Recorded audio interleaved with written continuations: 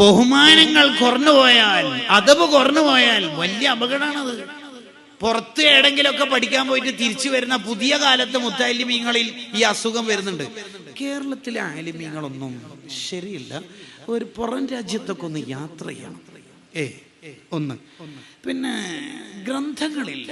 ഈജിപ്തിലൊക്കെ എല്ലാവർക്കും നല്ല കിതാബുകളുണ്ട്. രണ്ട് എന്ന് പറഞ്ഞാൽ കണ്ണിയത്തുസ്താനൊക്കെയാ പറയണത് ഓർക്കൊന്നും കിതാബില്ലാത്തോണ്ട് ഓരോന്ന് ശരിയില്ല എന്ന്. എന്താ ഇതിനൊക്കെ പറയേണ്ടത്? ഇൽമിന്റെ അഹലുകാരെ ചെറുതാക്കിയാലേ ആഖിബത്ത് ചീത്തയാവൂലേ? അത് വലിയ അപകടമല്ലേ നമുക്ക്?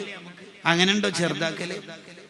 അബ്ബാസ് റളിയല്ലാഹു അൻഹുവിനോട് ഒരാൾ ചോദിച്ച്, നിങ്ങളാണോ വലുത്? നബി സല്ലല്ലാഹു അലൈഹി വസല്ലം അങ്ങ് തങ്ങളാണോ വലുത്? വലുത് എന്ന പ്രയോഗം ഉള്ളതുകൊണ്ട് അബ്ബാസ് അങ്ങക്ക് ചോദ്യത്തിന്റെ അർത്ഥമൊക്കെ മനസ്സിലായി. ചോദ്യത്തിന്റെ അർത്ഥം പ്രായം കൊണ്ട് ആരാണ് വലുത് എന്നാണ്.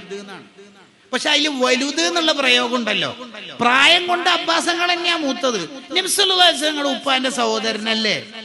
അബ്ബാസ് റളിയല്ലാഹു ചോദ്യം കേട്ട ഉടനെ ഉത്തരം പറഞ്ഞു, ഹുവ അക്ബറു മിന്നി, മുത്തുനബിയാണ് എന്നേക്കാൾ വലുത്. വഉലിതു ഖബലഹു, ഞാൻ റസൂലുള്ളാഹിന്റെ മുമ്പ് ജനിച്ചേ ഉള്ളൂ.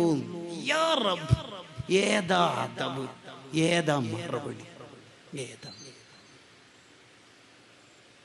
പുതിയ കാലത്ത് ഉസ്താദുമാരൊക്കെ ഒന്ന് പുറം രാജ്യത്തൊക്കെ യാത്ര ചെയ്ത് എപ്പിസ്റ്റമോളജി ആൻഡ് മെത്തഡോളജി ഒക്കെ പഠിക്കണം എന്നാ പുതിയ കൺസേൺ. നമ്മളൊക്കെ നല്ല തിരിച്ചറിവുള്ളവരാണ്.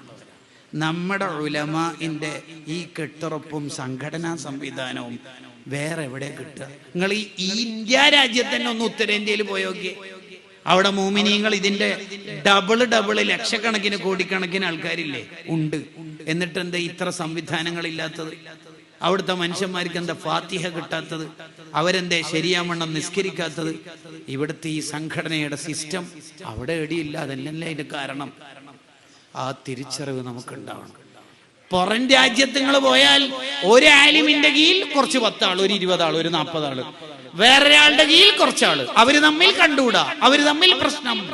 ഇതൊന്നും ഇല്ലാതെ താജുൽ ഉലമ നമുക്ക് ഒറ്റ കെട്ടുറപ്പിൽ പഠിപ്പിച്ചെന്നില്ലേ? അള്ളാഹു അവിടുത്തെ ദർജ വർദ്ധിപ്പിക്കട്ടെ.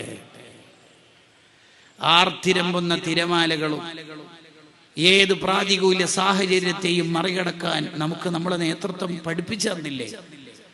ഇത് നമ്മൾ ഇനിയും അതിജയിക്കും. സംഘടന എന്നും വിജയിക്കും, പ്രസ്ഥാനം എന്നും ജയിക്കും.